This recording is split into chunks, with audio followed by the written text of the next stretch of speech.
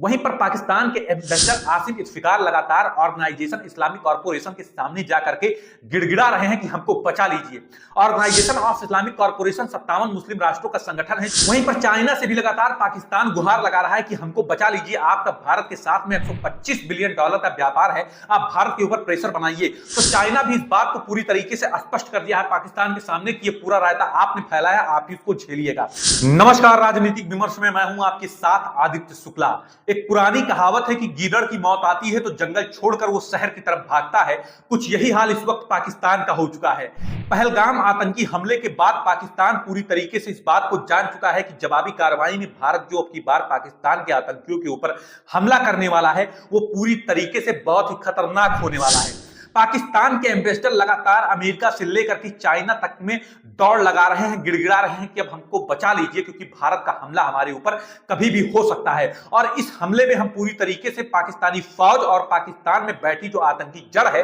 उसको भारतीय फौज पूरी तरीके से नेस्तो नाबूद कर देगी। पाकिस्तान के प्रधानमंत्री शहबाज शरीफ से लेकर पाकिस्तान आर्मी चीफ आसिम मुनीर तक इस बात को जानते हैं कि इस बार जो आतंकी हमले के जवाब में भारत कार्रवाई करने वाला है पाकिस्तान के ऊपर वो बहुत ही खतरनाक होने वाला है। लेकिन पाकिस्तान के कुछ बड़बोले मंत्री हैं, पहले हम उनका आपको बयान दिखा देते हैं। यह है पाकिस्तान के रेल मंत्री, जिनका कहना है कि पाकिस्तान के पास 130 एटॉमिक हथियार हैं जो हमने सजाने के लिए नहीं रखे हैं, ये सब भारत के लिए हैं, ये महज गीदड़ भपकिया ही हैं। तो दूसरे नेता हैं जो पाकिस्तान के पप्पू कहे जाते हैं, पूर्व विदेश मंत्री बिलावल भुट्टो, जो कह रहे हैं कि सिंधु में यदि पानी नहीं बहेगा तो भारतीयों का खून बहेगा। तो वहीं पर एक पाकिस्तानी महिला सांसद हैं जिनका कहना है कि भारत में हम फिर से मस्जिद बनाएंगे और मस्जिद की पहली ईंट पाकिस्तानी फौज रखेगी। ये महज पाकिस्तानी कुछ बड़बोले नेताओं की ये गीदड़ भपकिया है, क्योंकि पाकिस्तान एक बेशर्म राष्ट्र है। उसको हमेशा इस बात का इल्म है कि जितनी भी बार हमने भारत के साथ युद्ध किया है हमेशा हमने मात ही खाई है,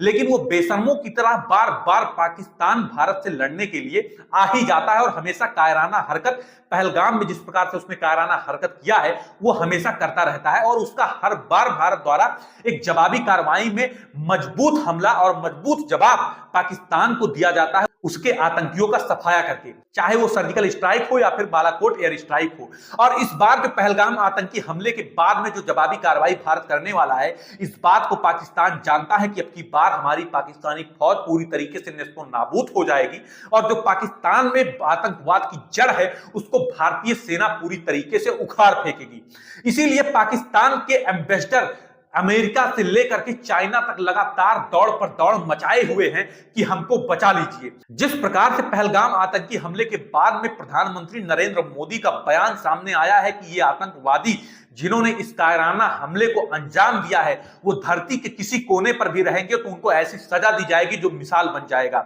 इस बात को 140 करोड़ की आबादी भी जानती है कि जो अब की बार भारत द्वारा पाकिस्तान के ऊपर हमला किया जाएगा उससे पाकिस्तान पूरी तरीके से नेस्तो नाबूद हो जाएगा। लगातार 140 करोड़ की आबादी एक ही सुर में भारत के प्रधानमंत्री नरेंद्र मोदी से गुहार लगा रही है कि अब की बार जो हमला है, जो सांप का फन है, उसे पूरी तरीके से कुचल ही देना है, क्योंकि दोबारा जो पाकिस्तानी रूपी सांप हमारे पड़ोसी देश के रूप में बैठा है वो दोबारा फन न उठा सके। वहीं पर पाकिस्तान के एम्बेसडर आसिम इत्तिकार लगातार ऑर्गेनाइजेशन इस्लामिक कॉर्पोरेशन के सामने जाकर के गिड़गिड़ा रहे हैं कि हमको बचा लीजिए। ऑर्गेनाइजेशन ऑफ इस्लामिक कॉर्पोरेशन 57 मुस्लिम राष्ट्रों का संगठन है जो इन 57 मुस्लिम राष्ट्रों में किसी देश में विषम परिस्थिति आ जाने पर उनका साथ देता है, उनको सामाजिक, राजनीतिक, आर्थिक रूप से मजबूत करता है। Organisation of Islamic corporation Palestine के भी साथ होने का और उसकी मदद करने का लगातार दावा कर रहा है। अगर वो इसी प्रकार से दावा करता है मदद करने का तो फिर ये मदद पाकिस्तान को मुबारक ही हो, क्योंकि ऑर्गेनाइजेशन ऑफ इस्लामिक कॉर्पोरेशन भी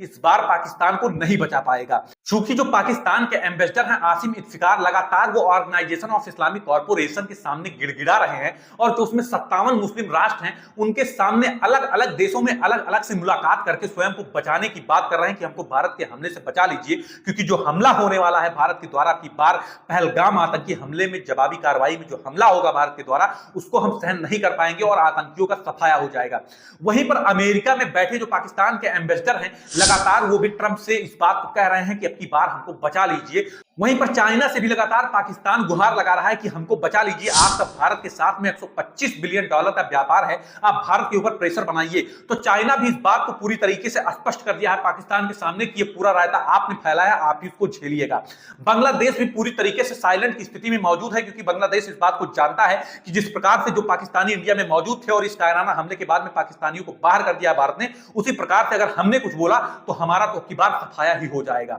और पाकिस्तान इस बात को पूरी तरीके से जानता है कि अब की बार जो भारतीय सेना के द्वारा कार्रवाई की जाएगी हमारे ऊपर, अब की बार हमारा बहुत बुरा हश्र होने वाला है। और जो भारत की 140 करोड़ की आबादी इस बात का इंतजार कर रही है कि पाकिस्तान पर कब भारत हमला करेगा, तो दोस्तों हमला शुरुआत हो चुका है, क्योंकि पहलगाम आतंकी हमले के बाद से ही कार्रवाई भारत ने शुरू कर दी है। जो 4 कार्रवाइयां भारत ने की उसमें सबसे अहम कार्रवाई है सिंधु जल समझौता, और जो सिंधु का पानी भारत ने रोकने का ऐलान किया है, उससे अभी से ही पाकिस्तान में लगातार बेचैनी बढ़ती जा रही है कि दिसंबर और जनवरी के महीने में जो अब की बार पाकिस्तान में पानी की किल्लत होने वाली है, उससे पाकिस्तान की पूरी तरीके से दुर्दशा हो जाएगी। भारत के द्वारा लगातार बैठकों पर बैठक का दौर चालू है और इस बात को जानता है पाकिस्तान, और पाकिस्तान के सेना चीफ और पाकिस्तान के प्रधानमंत्री में इस बात का डर मौजूद है, पाकिस्तान के पत्रकारों में इस बात का डर मौजूद है कि अब की बार का जो हमला होगा भारत के द्वारा, उसे हम सहन नहीं कर पाएंगे। लगातार भारतीय फौज और जो भारतीय राफेल है वो आकाश में गर्जना कर रहे हैं, और उस गर्जना से पाकिस्तानियों के कान अभी से ही फटे जा रहे हैं। जो कार्रवाई होगी वो अब की बार बहुत ही खतरनाक कार्रवाई होगी। जो सर्जिकल स्ट्राइक और बालाकोट एयर स्ट्राइक था वो तो महज एक उदाहरण था, और अब की बार जो पहलगाम आतंकी हमले के बाद में कार्रवाई होगी भारत द्वारा, वो पूरी तरीके से पिक्चर होगी, और पाकिस्तान की जो फौज है और जो आतंकी जड़ है उसको पूरी तरीके से नेस्तो नाबूद कर दिया जाएगा। नमस्कार।